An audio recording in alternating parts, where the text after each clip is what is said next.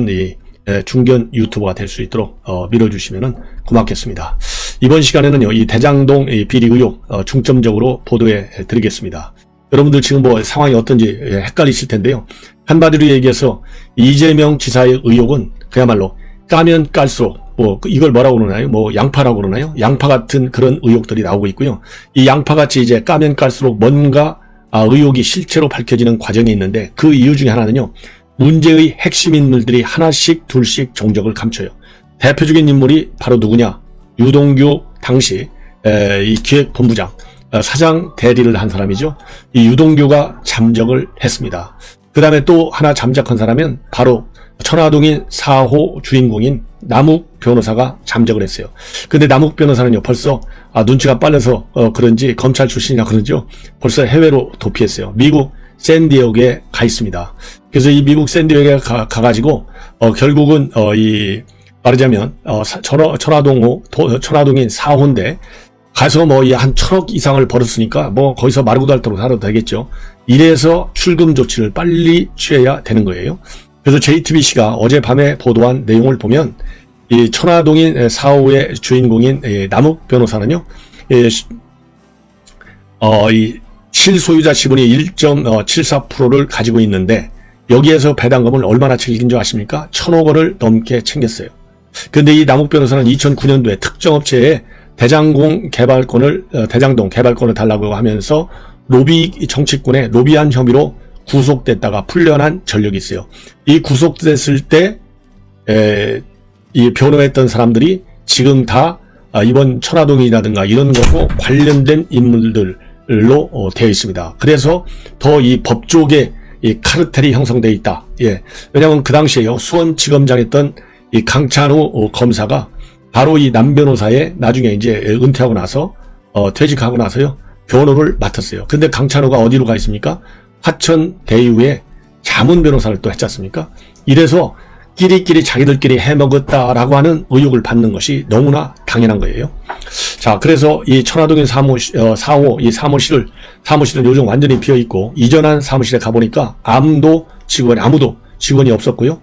또 부인이 다니던 부인도 다니던 회사에서 최근에 지난 16일 날 퇴직한 것으로 그렇게 되어 있습니다. 자, 이렇게 되니까 이 대장동 특혜 개발 의혹, 비리 의혹을 파헤칠 수 있는 장본인들이 아까 말씀드린 유동규 이미 잠적했잖아요. 그리고 그 다음에 이 남욱, 이게 가장 중요한 인물들 중에 하나인데 이 사람도 잠적했어요. 그런데 지금 이미 이성문 화천대유의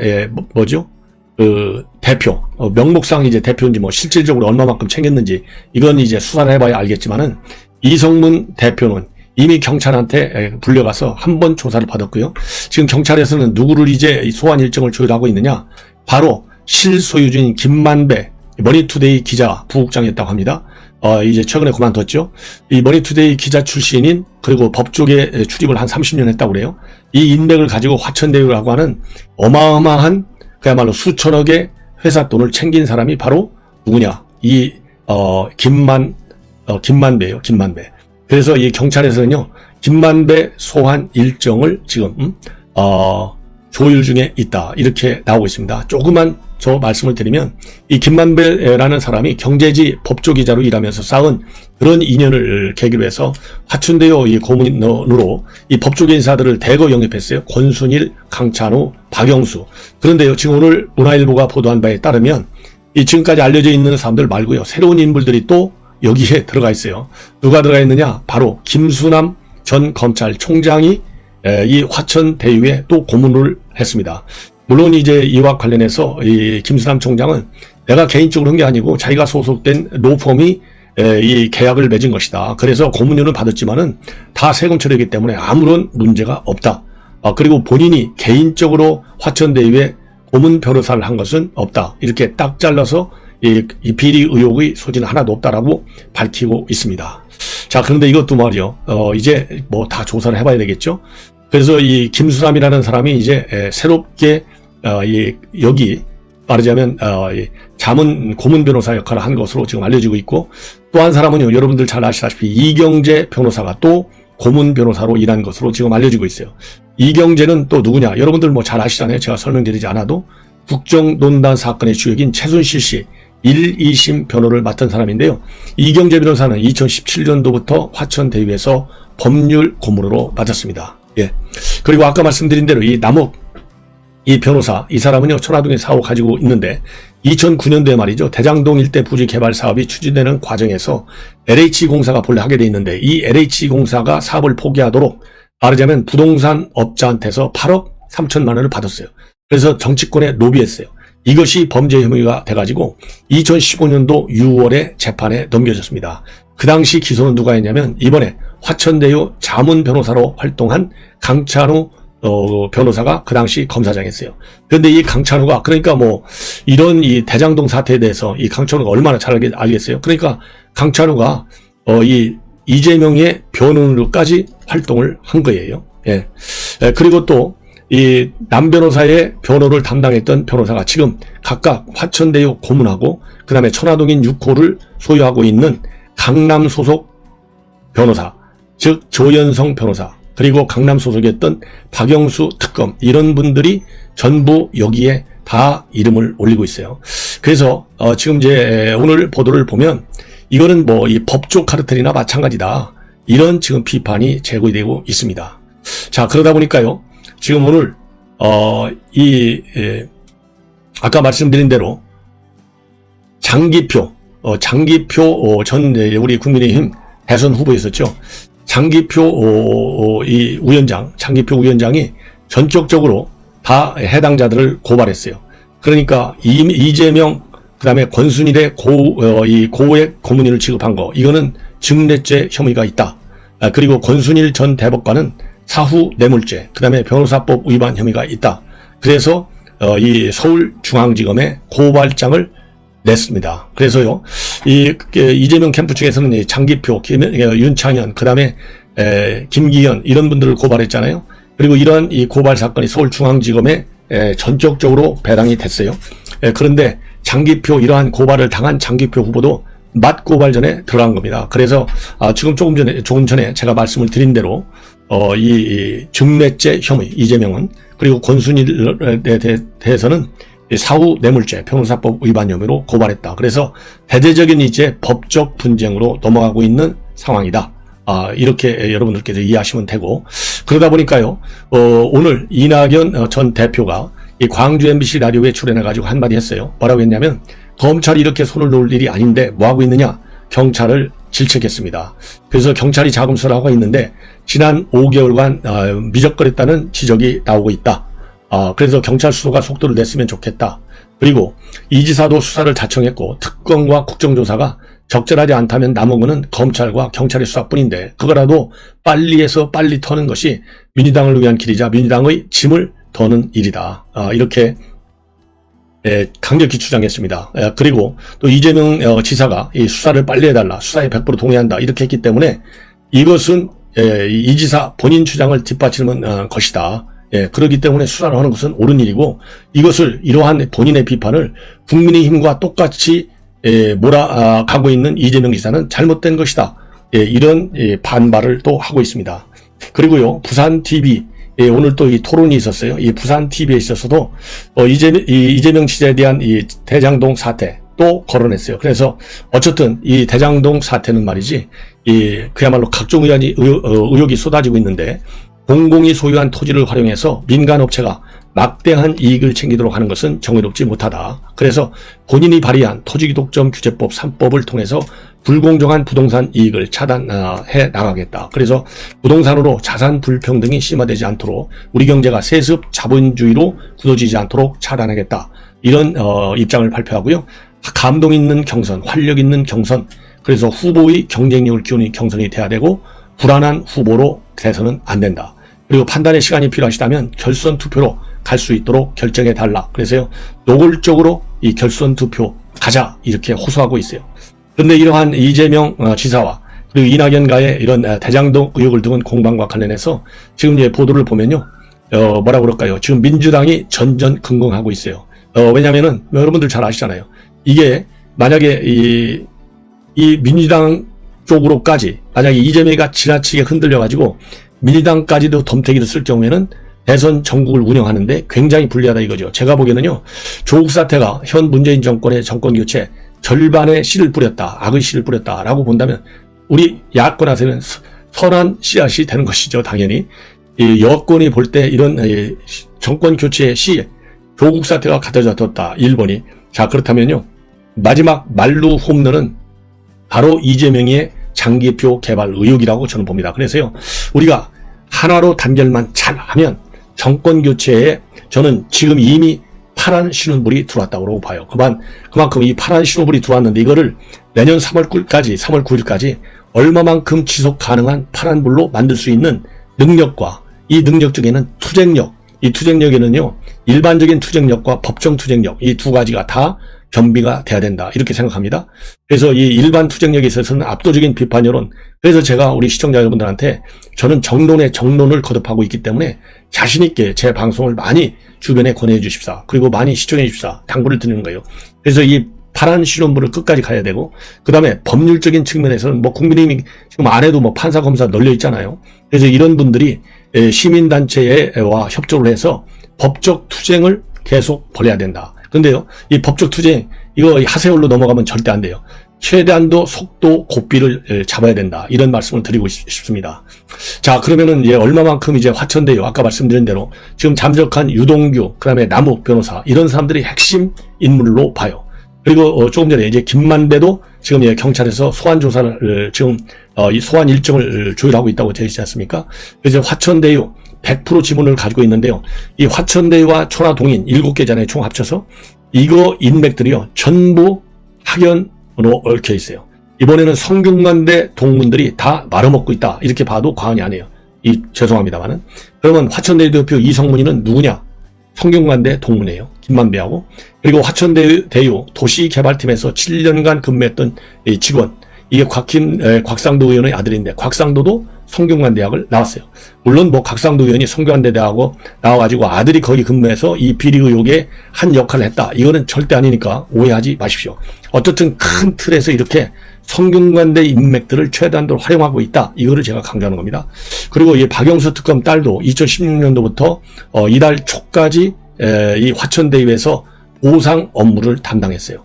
그리고 또 화천대유하고 이 자회사격인 천화동인 4명도 성균관대에서 동양철을 전공한 김만배 씨가 중국 고전 주역에 관심이 많아서 정했다, 이렇게 알려지고 있습니다. 이 천화동이라고 하는 이 사명도요, 성균관대에서 동양 철학을 전공했기 때문에 김만배가 바로 이 천화동인, 그 다음에 화천대유, 이게 다 중국 주역에서 나온다는 얘기잖아요. 그래서 정했다는 겁니다. 자, 그래서 이 천화동인의 1호에서 7호까지 모두 김만배 또는 그의 가족과 지인들로 파악되고 있고, 이 화천대유는요 577억 원을 배당받았다. 5천만 원 투자해가지고. 여러분들 이거는 뭐 이제 다 아시는 것 아니겠어요? 자, 이렇게 해서요, 이 법조 카르텔이 이 만만치 않은 이 실체가 어느 정도까지인지 이제 만천하에 드러나게 된 거예요. 자, 그리고 이제 그 다음에는요, 또 뭐가 있느냐? 그러면 법조인들은 이 만약의 사태에 대비해서 보험 들려고 다 갖다 놓은 거 아니겠어요? 자, 그런데요, 제가 어제 보도해 드릴 때 저도 뭐 이 눈치는 채고 어느 정도는 알고 있었지만은 보도 나오기를 기다렸었어요. 그런데 오늘 이제 결국 터졌어요.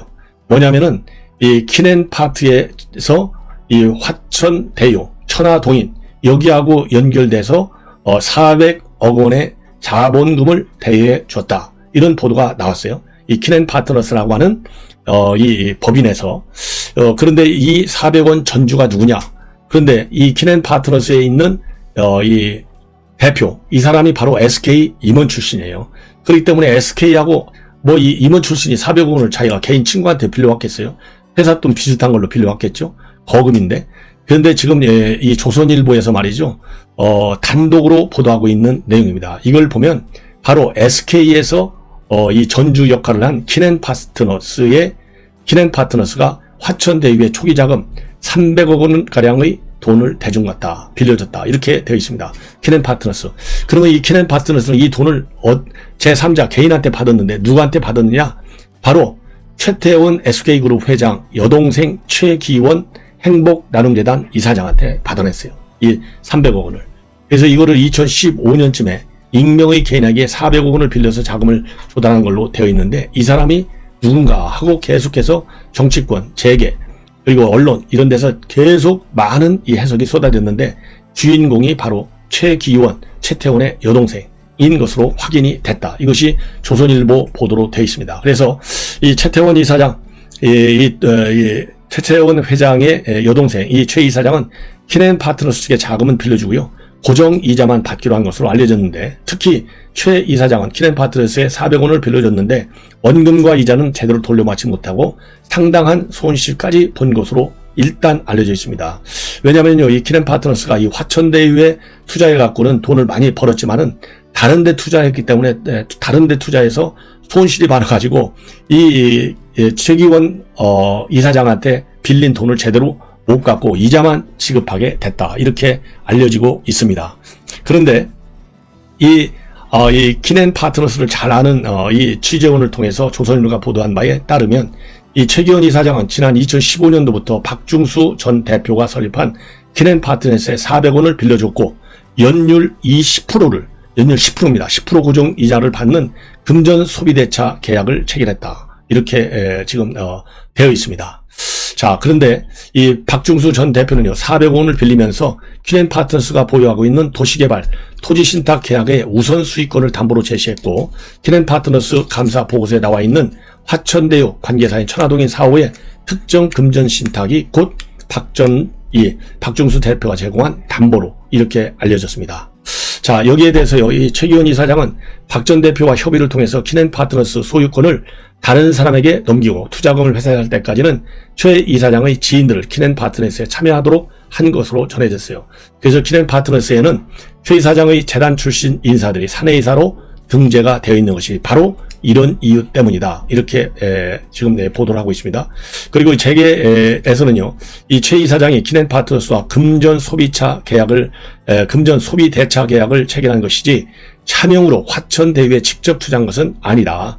천화동인 4호의 실소유자가 최 이사장이라는 일각의 주장은 말도 안 되는 것이다. 이러면서요, 이 박중수 전 대표가 어떻게 화천대유에 투자하게 됐는지 경위는 최 이사장도 제대로 알지 못한다. 그래서 이 최 이사장이 말하자면 차명으로 화천대유에 돈을 400억 원을 투자해가지고 엄청나게 돈을 벌었다라고 하는 이런 비판 가능성에 대해서는 철저하게 선을 긋고 있다.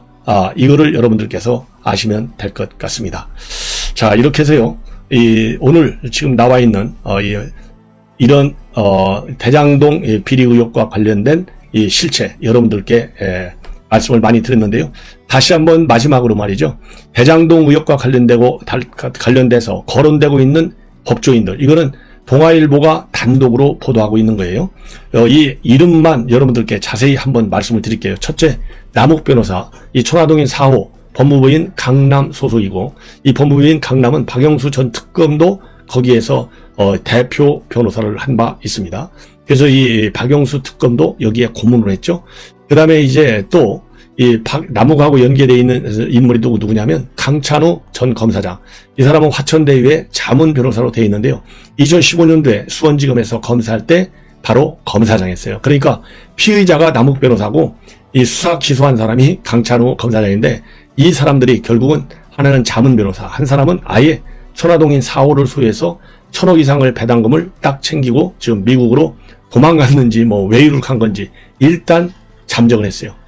그리고 또 남욱 변호사하고 연계된 사람은 조현성 변호사예요. 조현성 변호사는 천화동인 6호를 소유하고 있고, 법무법인 이 사람도 박영수, 그러니까 남욱, 조현성, 이 사람들이 법무법인 강남에 소속돼 있어요. 그래서 조현성 변호사도 투자 자금을 유치하는데 유치했다.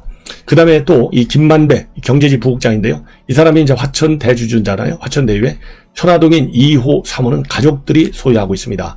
그러면은 이 김만배는 법조인 누구하고 연결되어 있느냐? 직접 박영수를 영입했고 고문으로, 강찬호도 이 자문 변호사로 영입을 했고, 권순일 대법관도 고문 변호사로 영입한 사람은 바로 김만배다. 그리고 이 김만배하고 유동규의 관계는요, 유동규가 이 사업 구조를 설계하고 민간 사업자를 선정하는데 많은 역할을 한 사람이 바로 김만배와 유동규의 관계에서 이재명 경기도지사 위 대장동 관련해 호 어이게 제가 당초에 예상했던 것보다 훨씬 더 심각한 상황으로 민주당 경선을 덮치고 있는 것 아닌가.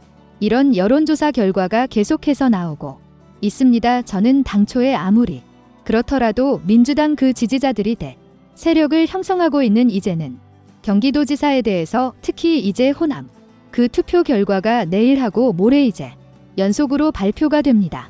그런 경우에 그래도 과반까지 줄 거다 아니겠는가 이렇게 생각을 했었는데 그게 흔들리는 심지어는 일하기엔 후보한테 역전을 당할 수도 있겠다 하는 여론조사들이 나오고 있습니다. 이게 여론조사 제가 이런 말씀을 드렸었죠.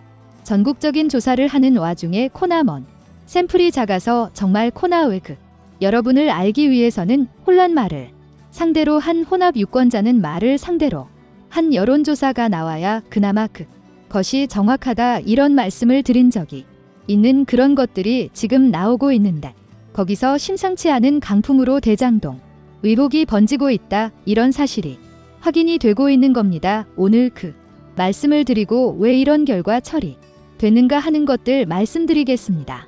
저도 예상치 못했던 상황이 다 이렇게 얘기했는데 야당이 이 대장정에 걸린에서 수사를 촉구하고 그러면서 본격적으로 문제를 제기하기 시작한 것이 9월 중순입니다. 얼마 안 됐습니다. 아까 추석 연휴 직전입니다.